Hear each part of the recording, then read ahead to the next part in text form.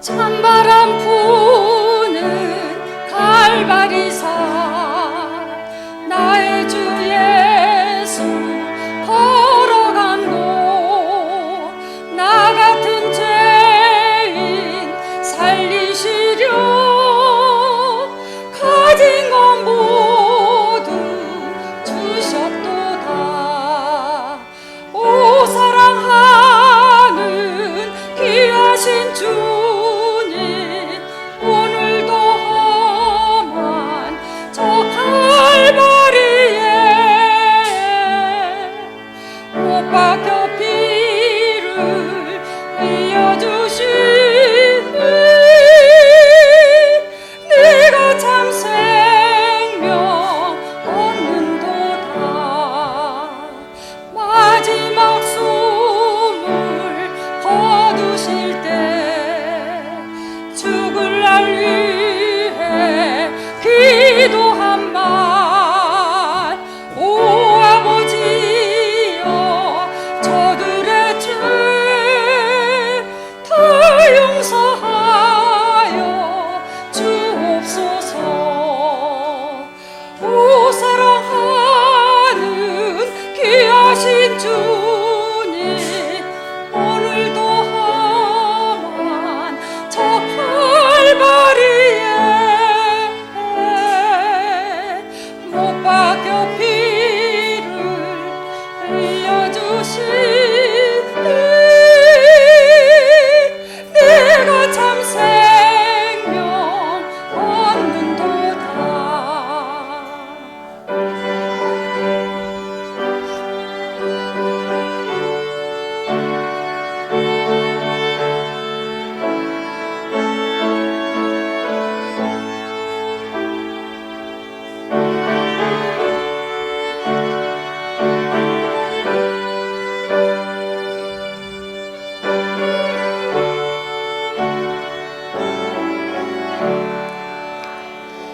오 사랑하는 구주 예수 언제나 주를 바라보며 저 하늘까지 이르도록 영원히 주를 찬양하리. 오 사랑하는 귀하신 주님 오늘도 주옵나 저 갈바리에 못 박혀 피를 흘려주시니 내가 참 생명 얻는도다.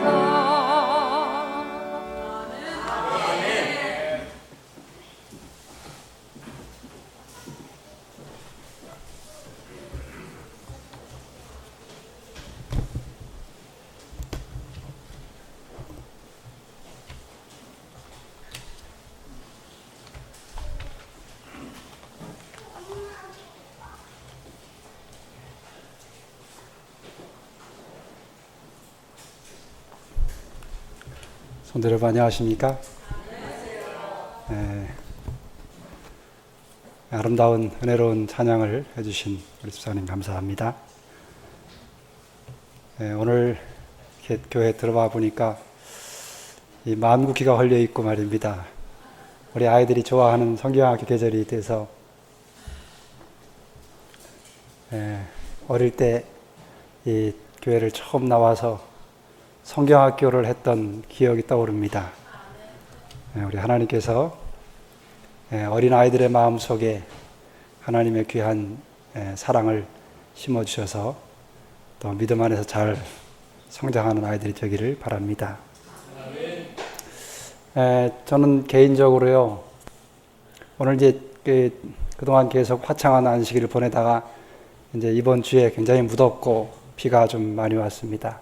습도도 아주 높고, 여러분들이 아주 좀 이렇게 쾌청하지 못한 안식일입니다. 그러나 여러분도 그러시겠지만 저는 교회 오는 발걸음이 참 기쁩니다. 여러분도 그러십니까? 우리 믿음의 가족들이 사실은 다른 교회에 비하면 식구들이 많지 않습니다. 그러나 저는 개인적으로 우리 적은 식구들이지만 우리 적은 믿음의 식구들에 대해서 굉장히 자부심이 있습니다. 왜냐하면 식구들은 적지만 믿음의 그 영적인 수준이라고 그럴까요? 이런 것이 참 제 마음속에 기쁨을 주는 그런 든든한 모습들을 봐서 제가 여러분들을 이렇게 생각하면 얼마나 좋은지 모릅니다. 제가 자주는 그렇게 못하지만 늘 마음은 여러분과 함께 오랫동안 같이 있고 싶은 마음이 늘 있습니다.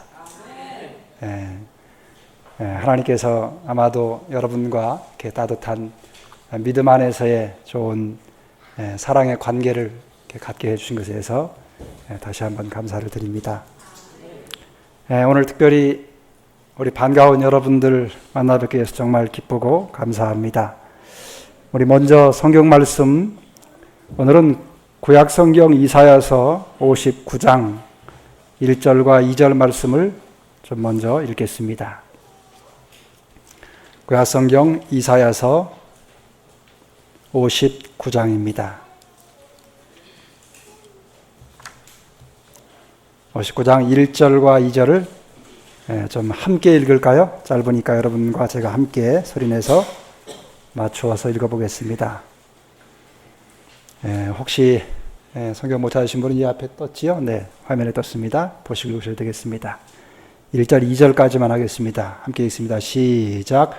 여호와의 손이 짧아 구원치 못하심도 아니요 귀가 둔하여 듣지 못하심도 아니라 오직 너희 죄악이 너희와 너희 하나님 사이를 내었고 너희 죄가 그 얼굴을 가리워서 너희를 듣지 않으시게 함이니.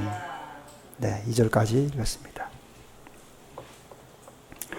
오늘 이 안식일에 여러분의 마음속에 구원의 기쁨을 누리는 안식일이 되기를 간절히 바랍니다. 제가 시작하는 서두에 좀 여러분에게 질문을 한두 가지 좀 해보려고 합니다. 한 번쯤 생각해 보시면 좋을 것 같습니다. 여러분, 하나님을 믿으시지요? 하나님을 믿으시면 얻어지는 것이 무엇이요? 영생이지요. 그거를 다른 말로 뭘 받는다 그러지요? 구원받는다 그러지요. 자, 이제 질문을 드리겠습니다.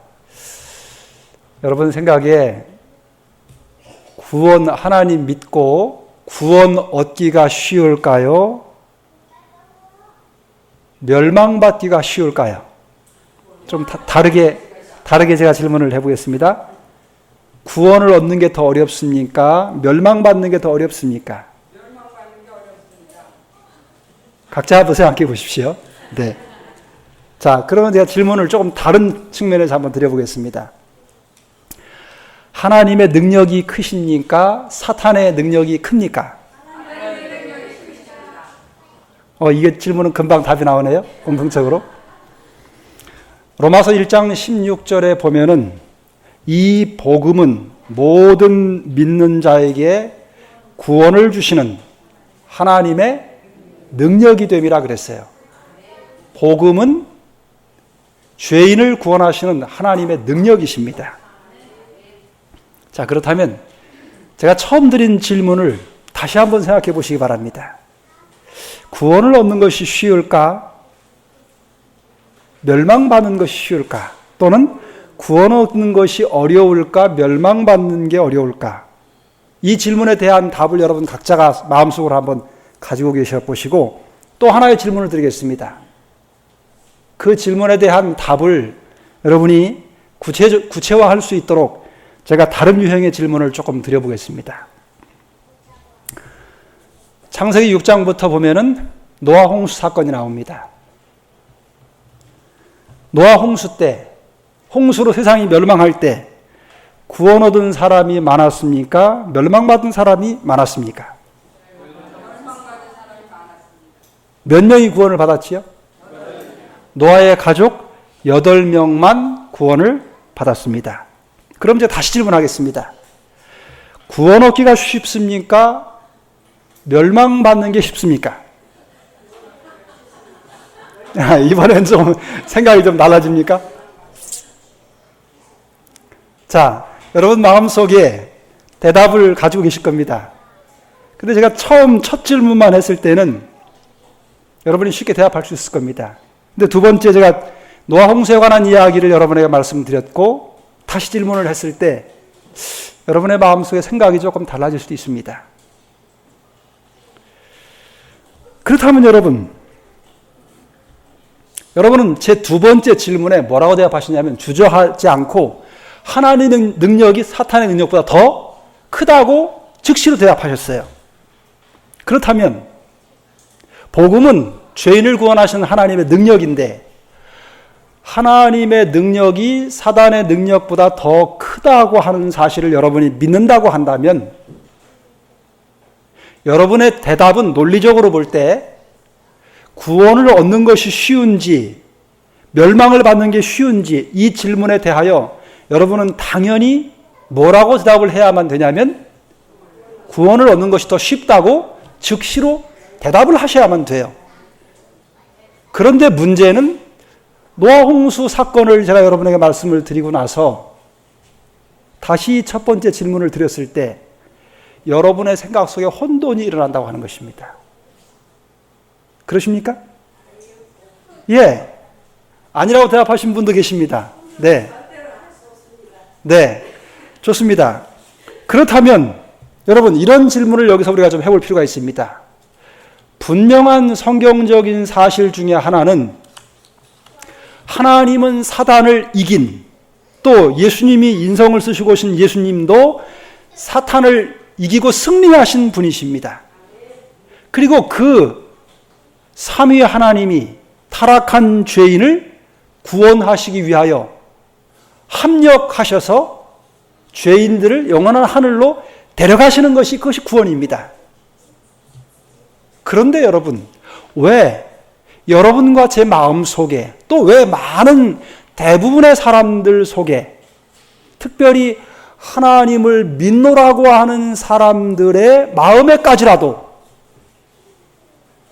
구원받는 것이 쉽다고 그렇게 마음에 확신하기가 쉽지 않은가? 그 이유가 무엇일까요?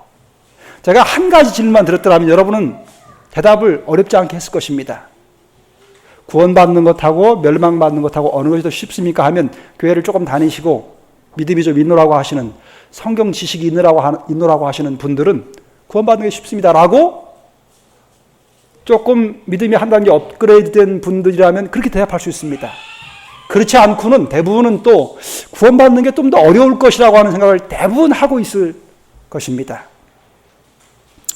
여러분, 이 두 가지 질문, 첫 번째 드린 이 질문 가운데 구원받는 것이 더 쉽다라고 하는 대답하고 구원받는 게 더 어렵다라고 하는 대답하고 두 질문은 다 어떻게 보면 옳은 대답입니다. 맞는 대답이라 이 말입니다. 정답으로 치자면 둘 다 맞는 정답이라고 말할 수 있어요. 어떤 면에서 그러냐면요. 관점의 차이입니다. 구원이라고 하는 문제를 생각할 때 구원받는 것이 멸망받는 것보다 더 쉽다라고 대답하신 분들은 무엇을 염두에 두고 생각하신 분들이냐면 하나님을 먼저 염두에 두신 분들입니다. 그런데 구원받는 것이 어렵다라고 하는 대답을 하신 분들의 대부분은 구원이라고 하는 문제를 생각할 때 누구를 먼저 생각하냐면 하나님이 아닌 사람을, 인간 자체를 먼저 생각합니다. 내가 정말 구원받을 만한가? 라고 하는 생각을 하게 될 때 우리는 구원받는 게 쉽지 않다는 걸 알 수 있습니다. 여러분, 구원이라고 하는, 성경에서 가르치는 구원이라고 하는 개념은 사람 입장에서 이야기하는 개념이 아닙니다. 구원은 누가 하시는 거냐면 누구의 활동이고 역사냐면 사람이 사람을 구원하는 활동이 아닙니다. 하나님이 죄를 지은 타락한 인간을 구원하기 위한 하나님의 역사요, 하나님의 활동입니다. 그게 성경에서 가르치는 구원이라고 하는 단어의 개념입니다. 그래서 우리가 구원이라고 하는 이야기를 들을 때 우리가 기억해야 될 것은 뭐냐면, 내가 구원받을 수 있을까라고 하는 생각이 아니라, 성경적인 바른 믿음을 가지고 있는 그리스도인이라면 하나님은 나를 넉넉히 구원하실 수 있는 분이시다라고 하는 사실을 기억해야 된다고 하는 것입니다. 이런 관점을 가질 때 우리는 구원에 대한 새로운 생각을 가지고 살 수 있습니다. 그런데 많은 사람들은 신앙이라고 하는 이 하나님을 믿는 믿음을 어느 측면에서 생각하냐면, 자기중심적인, 인간중심적인 측면에서 그 중요한 하나님의 위대한 구원의 역사를 바라보는 경향이 크다고 하는 것입니다. 그렇기 때문에 많은 사람들의 마음속에 의문이 생기는 것입니다. 여러분, 성경 에베소 2장 8절에 보면, 너희가 그 은혜를 인하여 믿음으로 말미암아 구원을 얻었나니, 지금 뭘 얻었다고 그랬지요? 구원을 얻었다고 그랬지요? 그 다음에 이렇게 말합니다. 이것이 뭐예요? 구원이 너희에게서 난 것이 아니요 하나님의 선물이라 그랬습니다. 여러분, 구원은 나로부터 나오는 것이 아닙니다. 인간으로부터 나오는 것이 구원이 아닙니다. 인간으로부터는 절대로 구원이 이르러 올 수 없습니다. 구원은 하나님께로부터 오는 하나님의 선물입니다. 여기 요한복음 3장 16절, 우리가 너무나 잘 아는 성경 전체를 대표하는 성경절이라고도 말할 수 있지요. 하나님이 세상을 이처럼 사랑하사 독생자를 주셨으니 이는 저를 믿는 자마다 멸망치 않고 영생을 얻게 하려 하심이라. 여러분, 이 구절 가운데 저를 믿는 자마다라고 하는 말이 있습니다. 여러분, 여기에 차별이 있습니까, 없습니까? 건강한 사람이든 병약한 사람이든 온전한 신체를 가지고 있는 사람이든 신체가 불완전한 사람이든 많이 배운 사람이든 적게 배운 사람이든 지식이 많은 사람이든 재물이 많은 사람이든 적은 사람이든 지위 고하를 막론하고 누구든지 저를 믿는 자마다 조건이 없습니다. 그 다음에 계시록 22장 17절에 이렇게 기록합니다. 성령과 신부가 말씀하시기를 오라 하시는도다. 듣는 자도 오라 할 것이요 목마른 자도 올 것이요 또 원하는 자는 값없이 생명수를 받으라 하시더라. 여러분, 하나님이 주시는 구원은 우리가 값을 치르고, 우리 스스로 값을 치르고 그 치른 값을 인해서 받을 수 있는 것이 아닙니다. 그 값은 우리가 치를 수 없는 것입니다. 그래서 누가 대신 그 값을 치르냐면 하나님이 당신의 독생자를 이 땅에 보내시고 대신, 우리 대신의 값을 대신 치르신 것입니다. 그래서 여러분, 이런 하나님의 말씀의 복음의 기초에서 우리가 구원이라고 하는 개념을 생각할 때 구원 얻는 것은 멸망받는 것보다 훨씬 더 쉬운 것입니다. 그렇다면요, 반대로요, 구원 얻기가 멸망받기보다 훨씬 더 어렵다, 이렇게 생각하는 그 이유가 무엇이냐면요, 여기 로마서 3장 20절에 그러므로 율법의 행위로 그의 앞에 의롭다 하심을 얻을 육체가 없나니 율법으로는 죄를 깨달음이니라. 여러분, 우리가 구원 얻는 게 정말 어렵다라고 생각하는 그 생각의 참 밑바닥의 동기에는 뭐가 있냐면요, 구원이라고 하는 걸 내가 스스로 노력하고 애써서 얻으려고 하는, 자기도 알지 못하는 사람의 밑바닥에 깔려있는 근본적인 다른 생각이 있기 때문에 그렇습니다. 그 생각이 어디서부터 온 것이냐? 여러분, 그것이 죄를 지은 인간의 타락한 본성입니다. 그 본성을 가지고 자연스럽게 이 문제를, 구원이라고 하는 문제를 딱 기억하면 무슨 생각이 드냐면은, 구원받는 게 참 어려워. 노아 홍수 때 그 수십억의 사람이 있었는데 겨우 8명 구원을 받을 정도로 그렇게 아주 어려운 게 구원이야 라고 하는 생각을 갖게 되는 것입니다. 그렇다면 여러분, 여기서 이런 생각을 해볼 필요가 있습니다. 왜 그러면 성경과 복음과 진리는, 하나님의 말씀은 우리가 그토록 구원받는 게 쉽다고 하는 것을 가르치는데도 불구하고 왜 대부분의 사람들의 생각 속에 구원을 얻는 게 어렵다는 생각을 가지고 있을까? 여러분, 지난 2014년 9월 13일에 서울 그 구로 쪽에 있는 한 그 대학병원 응급실에 3개월 된, 생후 3개월 된 아기를 엄마가 안고 왔어요. 와가지고는 의사 선생님한테, 선생님, 이 아이가 숨을 안 쉽니다. 거의 아이가 죽어가는 겁니다. 그래가지고 안절부절하면서 막 울먹울먹 하면서 어머니가 생후 3개월 된 예쁜 딸을 하나 데리고 왔어요. 그 의사 선생님들이 딱 보니까, 이게 아이가 숨을 잘 안 쉬는 거예요. 그래서 좀 검사해보니까 뇌출혈도 있어요. 이상하다? 3개월 된 아이가 뇌출혈이 생겼어요. 그래서 그 응급실에 있는 의사들이요, 이상하다고 이거 좀 검사를 해봐야겠다고 머리카락을 잘랐습니다. 머리카락을 딱 밀으니까 얻어맞은 흔적이 있어요. 폭행의 흔적이 있는 거예요. 몸이 멍이 드는 거예요. 그래서 이 엄마한테 물었어요. 이 아이가 왜 이러냐고. 그러니까 한다는 말이요, 주저주저 하면서, 얘 오빠가 있는데 오빠가 셈이 많아가지고요, 베개를 막 던지고 장난감을 던져가지고요, 오빠가 아주 워낙 힘이 장사라서 이렇게 상처가 났어요, 그러는 거예요. 그래서 의사들이 생각하기에 처음에는 그런 줄 알았습니다. 그런데 가만히 이렇게 몸을 전체를 이렇게 쭉 살펴봤어요. 머리에만 있는 게 아니고 몸에 멍이 든 자국이 있는 거예요, 3개월짜리가. 그래서 이거 좀 이상하다 생각이 들어가지고 이 의사들이요, 아동보호기관에 신고를 했어요. 그러니까 이제 전문가가 와가지고 이렇게 보니까 이 망막에도 출혈이 있어요. 여러분, 이 망막에 출혈이 있다는 말은 무슨 말이냐면, 세차게 얻어맞았거나 머리를 막 이렇게 막 흔들렸거나 막 강한 충격이 있었다는 거예요. 그래서 이거는 자연적으로 생긴 게 아니다. 그래서 사실을 알고 봤더니 어떤 일이 있었냐면요,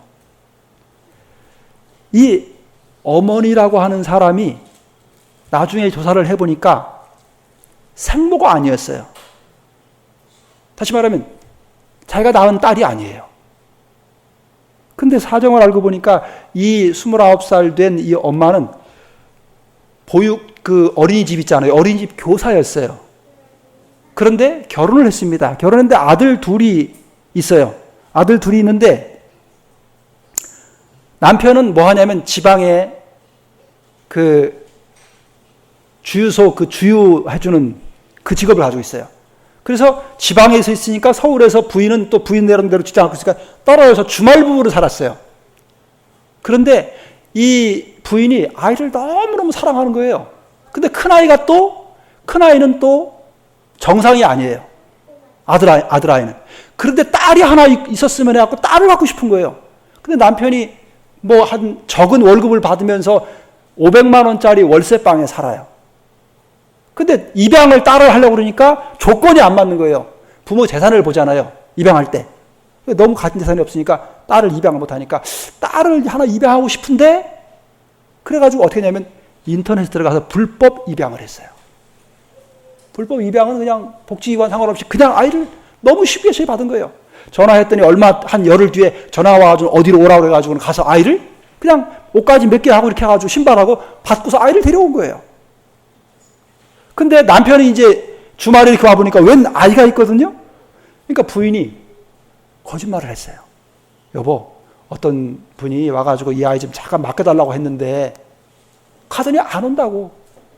그러니 어떻게 하냐고. 이 아이를 우리가 키우면 안 될까? 그러니까 이 남편은 부모 없이 자란 고아였어요. 자기 형편이 생각이 나니까 그 아이를 그냥 보낼 수가 없었어요. 그러자고 그러면 키우자고. 그러고 나서 아들만 이제 딸이 생기니까 이 아빠가 굉장히 이뻐했어요, 이 딸을. 그런데 이웃집에서 이렇게 오더니 뭐라고 하냐면, 아이고, 애기가 아주 아빠를 꼭 빼닮았네요. 그랬어요. 근데 그 이야기를 듣자 이 부인이 생각이 확 바뀌었어요. 자기가 해서 데리고 온 아이인데도 혹시 남편이 밖에서 나온 아이가 아닌가? 그렇게 생각했어요. 왜 그렇게 생각하냐면 이 아이를 법적으로 입양을 하려니까 어디 복지기관에서 입양한 누가 증거를 대줄 사람이 없어요. 그래가지고 자기가 일하던 그 어린이집에 가서 원장한테 거짓말을 했어요. 뭐라고 하냐면 애 아빠가 밖에서 아기를 낳고 왔다고. 그렇게 거짓말을 해가지고 이 아이를 법적으로 입양을 해야 되는데 누가 보증인 서줄 사람이 없으니 원장님 좀 해달라고 거짓말을 했어요. 그러니까 원장은 모르고 그 거짓말을 그대로 믿고 보증을 해갖고 입양을 법적으로 했어요. 자기가 한 거짓말을 자기 스스로 믿어버린 거예요. 그래가지고는 처음에는 그 아이를 이뻐하다가 이웃집 사람이 와서 아빠를 꼭 빼닮았네요. 그 말 때문에 의심하기 시작했어요. 혹시 우리 남편이 이렇게 해가지고 이렇게 해서 내 손에까지 들어오게 한 게 아닌가 하는 생각을 한 거예요. 그래가지고 그때부터 사랑이 미움으로 바뀌어서 아이를 구타하기 시작했어요. 여러분, 그래서 아이가 결국은 이 호흡기를 떼면 숨이 끊어질 상황이 됐습니다. 여러분, 이 아이에 대한 자기가 한 말에 대한 오해로 이 아이를 귀한 생명을 그렇게 만든 겁니다. 여러분, 왜 많은 사람들이 하나님의 그 죄인을 넉넉히 구원할 수도 있는 그 분명한 복음이 있음에도 불구하고 왜 많은 사람들이 구원받기 어렵다고 하는 생각을 자기도 모르게 하고 있을까? 이유가 있습니다. 그것은 여러분, 사단이 하나님의 품성을 오해시켰기 때문에 그렇습니다. 여러분, 마가복음 12장에 보면 어떤 사건이 나오냐면요, 이런 사건이 나옵니다. 바리새인하고 서기관들이 와가지고 무슨 질문을 하냐면 예수님을 책을 잡으려고 이렇게 이야기합니다. 한 집에 7 형제가 있는 집에 큰아들이 결혼을 했는데 이 큰아들이 자녀도 못 낳고 얼마 있다가 죽었어요. 근데 유대인들은 무슨 법이냐면요, 우리나라 옛날 백제 시대에도 있었던 법인데요, 형사 취수라고 하는 법이 있어요.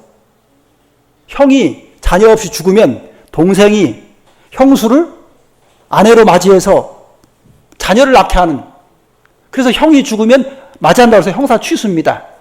유대인들도 그런 자기 혈통을 보존하기 위해서 그런 법이 유대인도 있습니다. 그래서 와가지고는 바리새인들이 뭐냐면 큰형이 있는데 결혼해가지고 아이 없이 죽었습니다. 둘째가 또 형수하고 사는데 둘째도 또 죽었습니다. 그렇게 해서 7이 다 죽었습니다. 그러면 부활할 때 이 여인이 누구 부인이 됩니까?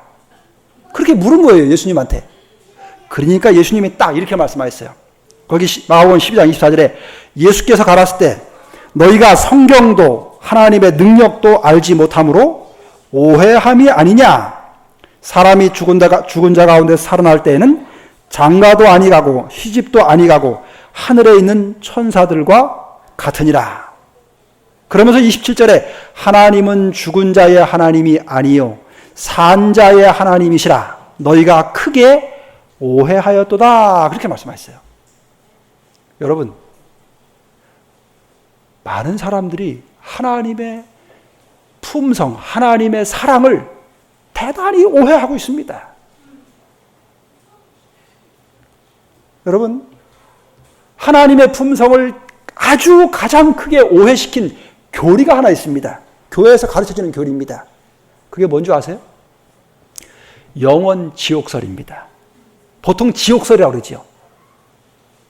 그 뭐냐면 여러분 그런 이야기 들어보실 겁니다. 열심히 있는 전도하는 분이 저기 봉구타에다가 딱 붙여놓고 예수 천당, 불신 지옥 딱 붙여놓고 막 마이크 대고 막 외치면서 다니는 분들 종종 보실 수 있습니다. 그게 뭐에서 기초한 거냐면요, 예수님 안 믿고 하나님 믿지 않으면 예수님 오실 때 나중에 어떻게 된다는 거예요? 구원받지 못하고 지옥 간다는 거예요, 지옥. 근데 그 지옥이 뭐냐면 지글지글 불타는 그 불꽃 속에 죽지도 않고 영원히 고통을 당한다는 거예요. 그게 영원 지옥설입니다. 그게 교회에서 가르치는 교리예요. 현주라는 교리입니다. 근데 여러분, 이 영원 지옥설 때문에 많은 사람들이 하나님을 굉장히 오해했어요. 한번 상식적으로 생각해 보세요. 예를 들면 제가 말입니다. 100년을 살았다고 칩시다. 100년.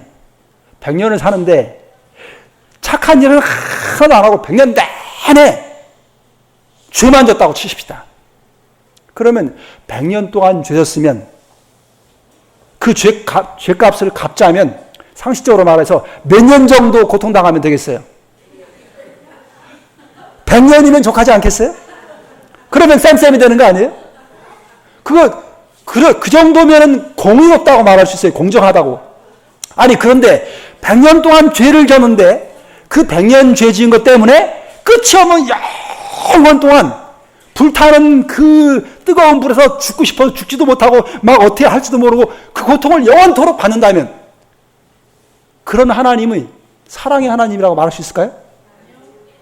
그것 도무지 불가능한 겁니다. 만일에 그런 하나님이라면 저는 그런 하나님 안 믿겠습니다. 사람도 사람을 죽이는 살인자라 할지라도 그 사람을 가능하면 죽이지 않으려고 하는 게 사람의 법입니다.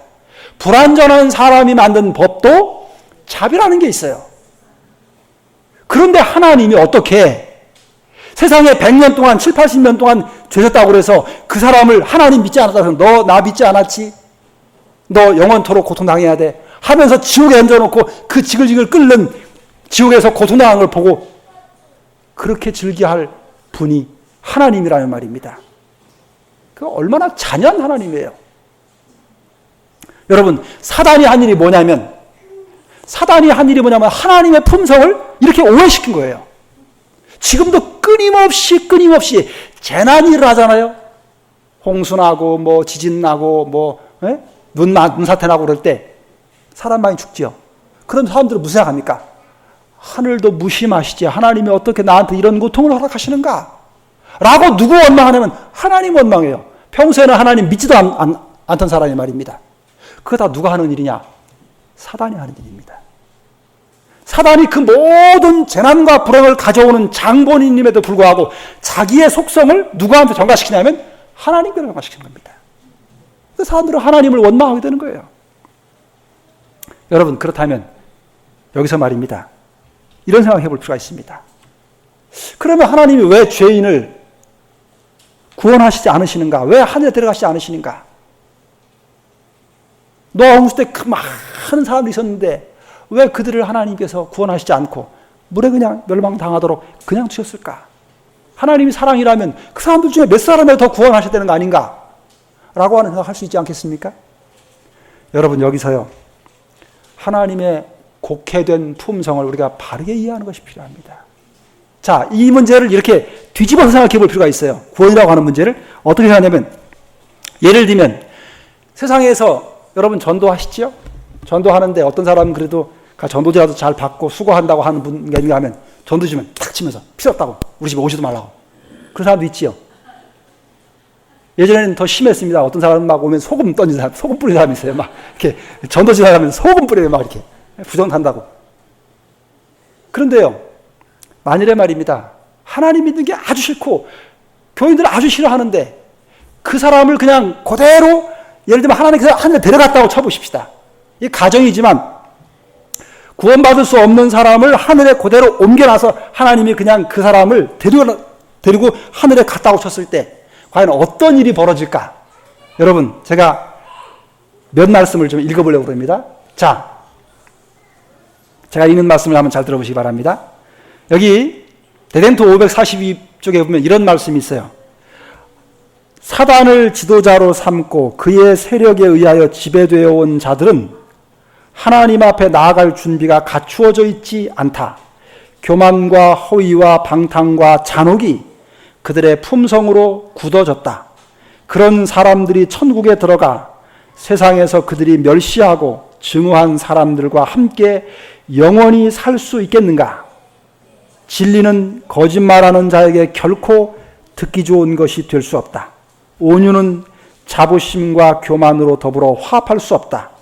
순결과 부패는 서로 용납되지 않는다.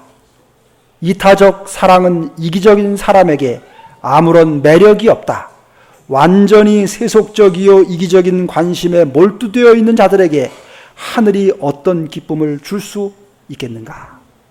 여러분, 이 이야기는 무슨 이야기냐면요, 여기서 뭘 기억하냐면 하늘나라라고 하는 곳이 어떤 곳인가 하는 것을 이야기하고 구원받지 못한 악인들이 어떤 품성을 소유한 사람들인지를 설명하는 겁니다. 하늘은 어떤 곳이냐? 하늘나라는 말입니다, 진리와 온유와 순결과 이타적인 사랑이 지배하는 곳이에요. 그런 정신, 그런 사상, 그런 품성을 가진 사람들이 행복하게 살아가는 곳입니다. 그런데 그런 품성과 다른 품성을 가진 악인들이 거기 갔을 때 과연 거기가 편안하겠느냐 이겁니다. 자, 조금 더 가보겠습니다. 자신의 생애를 하나님을 반역하는 데 허비한 자들이 갑자기 하늘로 옮겨져 언제나 그곳에 있는 고상하고 거룩하고 완전한 상태를 목격한다고 가정해보자. 그리고 모든 사람이 사랑으로 충만하고 얼굴에서 기쁜 빛이 흐르고 하나님과 어린 양을 찬양하는 아름다운 곡조에 맞추어 노래를 부르고 보좌에 앉으신 분의 얼굴에서 흘러나오는 부단한 빛의 줄기가 구원 얻은 자들에게 비치고 있는 광경을 목격한다고 가정해보자. 그때에 하나님과 진리와 성결에 대한 증오심으로 충만해 있는 자들이 하늘의 무리들과 섞여서 그들의 찬양의 노래를 함께 부를 수 있을까? 그들이 하나님과 어린 양의 영광을 감당할 수 있을까? 결코 그럴 수 없다. 그들에게 하늘에 적합한 품성을 이룰 수 있는 은혜의 시기가 여러 해 동안 주어졌다. 그러나 그들은 순결을 좋아하는 마음을 배양하지 않고 하늘의 방언을 결코 배우지 않았으므로 이제는 너무 늦었다.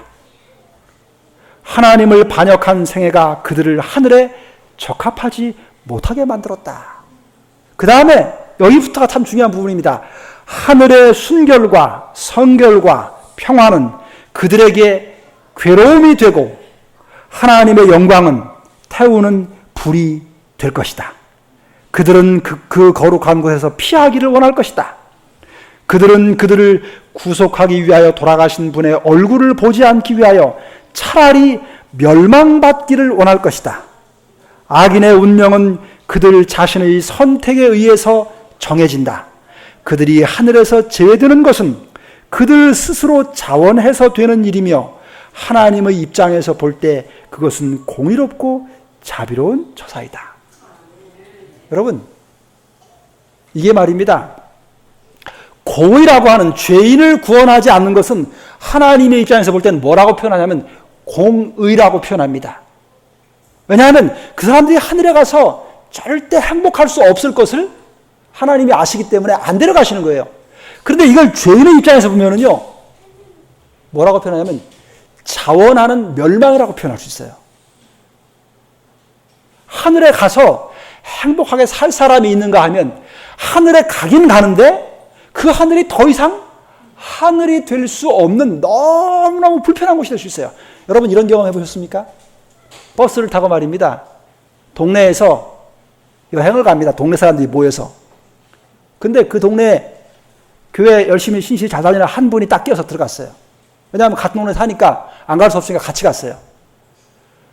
그런데 출발해서 돌아오는 시간까지 그 안에서 술 마시고 뭐 하면서 노래 부르고 앰프를 크게 틀어놓고 막 춤추고 노래하는데 이 교회 다니는 사람은 그 시끄러운 소리가 너무 별로 안 좋아하는 사람이에요. 그러면 그 사람이 하루 종일 그 버스 타고 갔다 오면서 어떻게 했어요?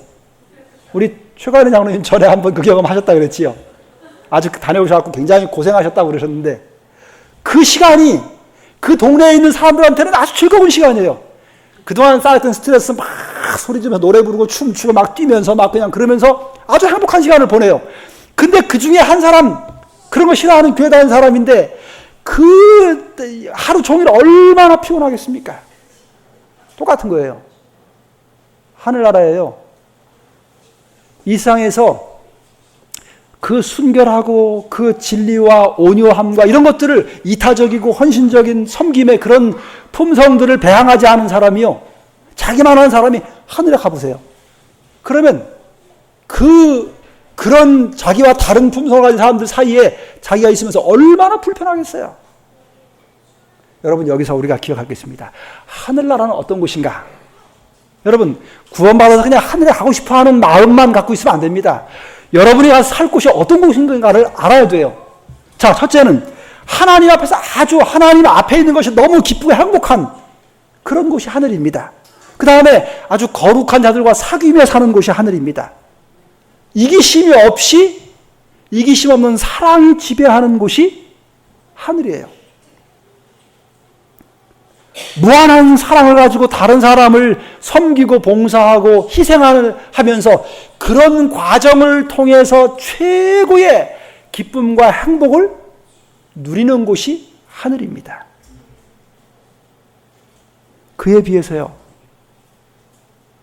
구원받지 못하는 악인들은 어떤 특성을 가진 사람들이냐면요, 하나님의 말씀을 듣거나 하나님 앞에 있는 게 아주 고역스러운 사람들이에요.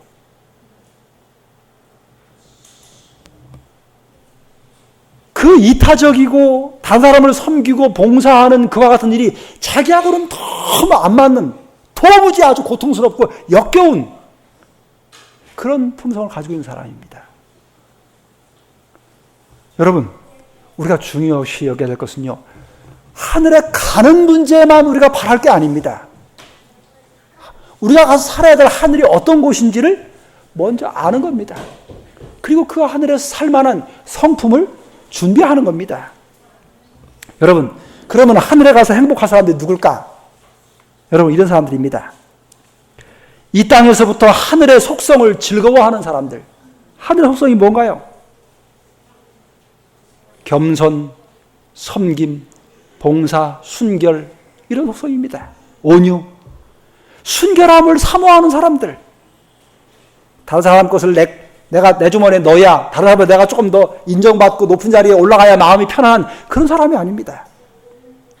이타적인 사랑을 가지고 봉사와 섬김을 통해서 그것이 가장 기쁜 것을 경험으로 하는 사람들. 하나님과 나누는 교제가 가장 행복한 사람들.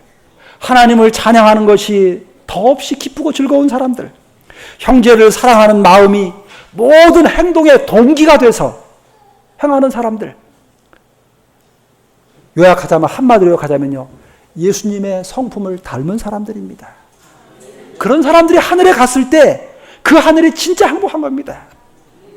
그런 성품은 준비하지 않으면서 하늘을 가고 싶어 한다면 나중에 가서 하늘에서 행복해질 수 없는 그런 사람이 될 수 있습니다. 여러분, 여기 이런 말씀이 있습니다. 정례 계단에 보면은 죄인은 하나님 앞에서 기뻐할 수 없고 거룩한 자들과 같이 사귀기를 꺼릴 것이다. 비록 그가 천국에 들어간다 하더라도 그는 거기서 아무 기쁨도 얻지 못할 것이다. 이기심 없는 사랑이 지배하는 거기에서 각자의 마음이 무한하신 사랑을 가지신 하나님의 마음과 서로 통하는 거기에서 죄인의 심금에는 아무런 공명도 없을 것이다.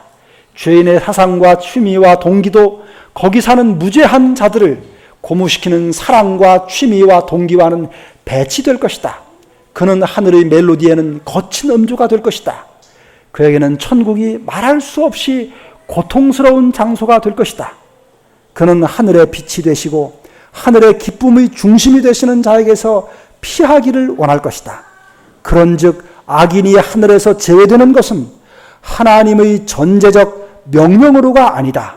저희 자신이 하늘의 교제에 부적당하기 때문에 제외되는 것이다.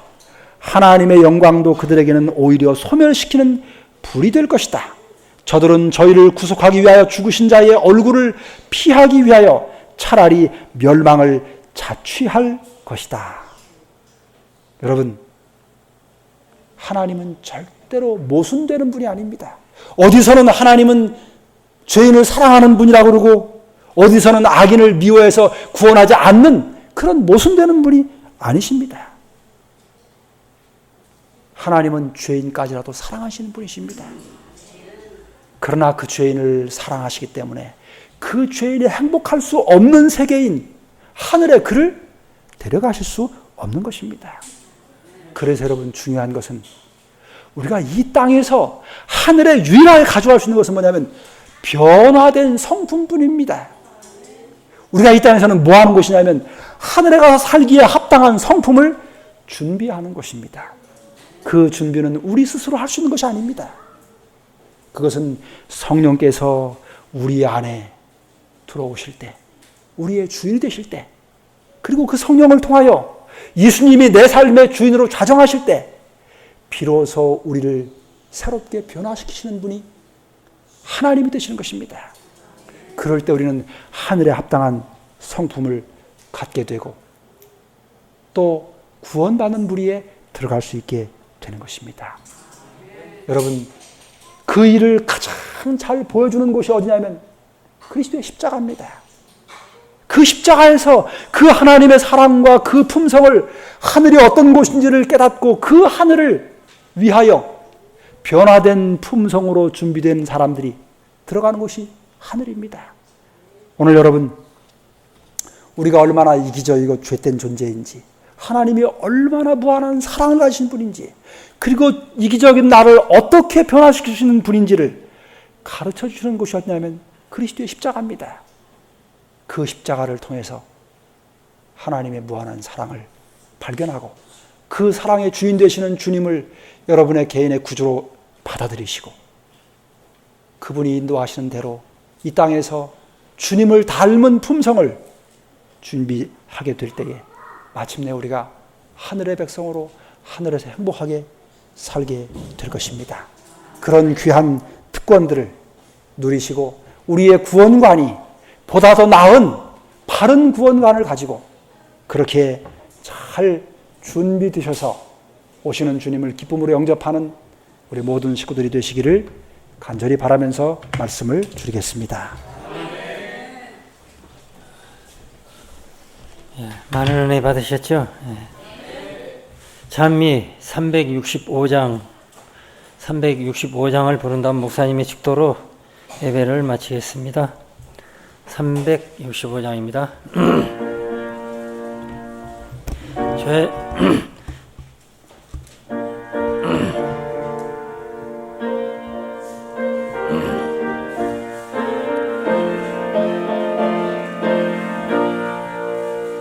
죄에서 자유를 얻으려면 보혈의 능력 힘입어라.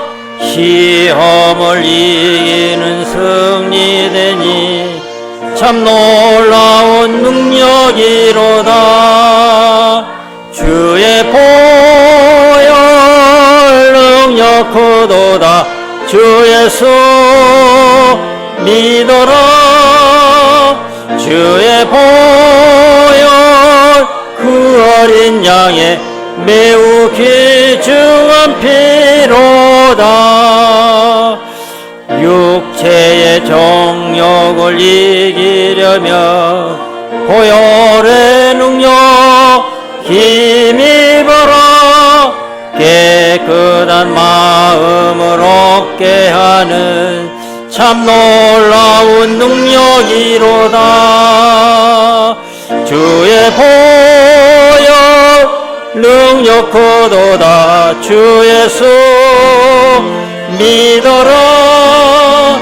주의 보혈 그 어린 양의 매우 귀중한 피로다. 눈보다 더 희게 되려거든 보혈의 능력 힘입어라. 더러운 모든 죄 사하시는 참 놀라운 능력이로다. 주의 보혈 능력 크도다. 주 예수 믿어라. 주의 보혈 그 어린 양의 매우 귀중한 피로다. 만왕의 왕 예수 이루시려면 보혈의 능력 힘입어라. 날마다 우리의 찬송 제목 참 놀라운 능력이로다. 주의 보혈 능력 크도다. 주 예수 믿어라. 주의 보혈 그 어린 양의 매우 귀중한 피로다.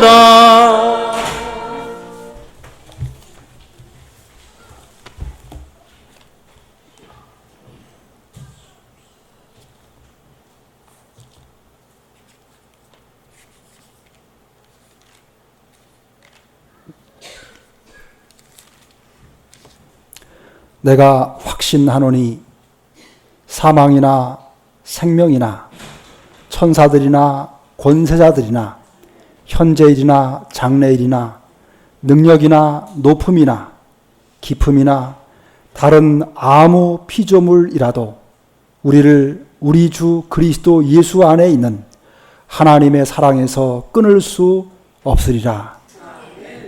사랑의 아버지, 우리를 넉넉히 죄 가운데서 구원하시고 하늘에 넉넉히 데려가실 수 있는 하나님의 그 무한하신 사랑을 인해서 감사와 찬송과 영광을 돌립니다. 사단이 우리의 마음을 미혹하고 하나님의 사랑의 품성을 오해시킴으로 인해서 우리의 마음이 어두워지고 구원을 얻는 것이 멸망받는 것보다 더 어려운 것처럼 우리의 사고를 바꾸어 놓았습니다. 그러나 하나님, 우리에게 복음과 진리를 알게 해주셔서 감사합니다. 하나님의 그 다함없는 무한하신 사랑을 깨닫게 해주셔서 감사합니다. 우리가 넉넉히 하나님의 은혜로 구원받아서 하늘에 들어갈 수 있음을 가르쳐 주신 이 놀라운 복음을 저희들 마음속에 결코 잊지 않도록 도와주시옵소서. 우리의 시선을 날마다 그렇게 넉넉히 해주시겠다고 보증으로 주신 그리스도의 십자가로 향할 수 있도록 도와주시옵소서. 그래서 그 십자가의 사랑 때문에 하나님의 그 크신 사랑을 확신하고 영원한 하늘에서 주님과 더불어 영원히 살 그 나라를 바라보며 믿음으로 날마다 승리하는 하나님의 귀한 신실한 믿음의 자녀들 되게 해 주시옵기를 우리를 위하여 십자가에 돌아가신 사랑의 주님 예수님의 귀하신 이름 의지하여 감사하며 간절히 기도드리옵니다.